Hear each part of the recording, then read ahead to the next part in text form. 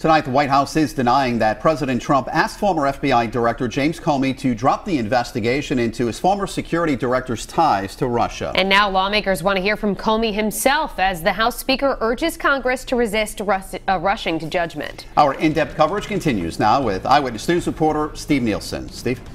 The House Oversight Committee scheduled a hearing 1 week from today to investigate if Trump interfered in the FBI's investigation of Michael Flynn, and they've invited James Comey to come testify. Comey's gone silent since he was fired by the president earlier this month, but a memo he wrote following a February meeting at the White House claimed Trump asked him to drop the Flynn probe because he is, quote, a good guy.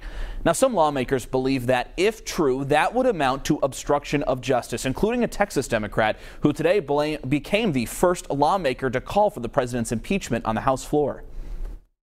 I rise today, Mr. Speaker, to call for the impeachment of the President of the United States of America for obstruction of justice.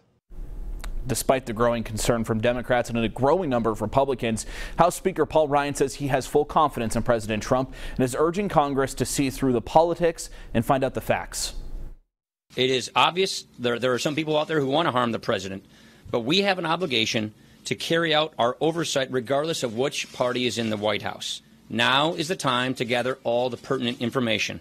Our job is to be responsible, sober, and focus only on gathering the facts.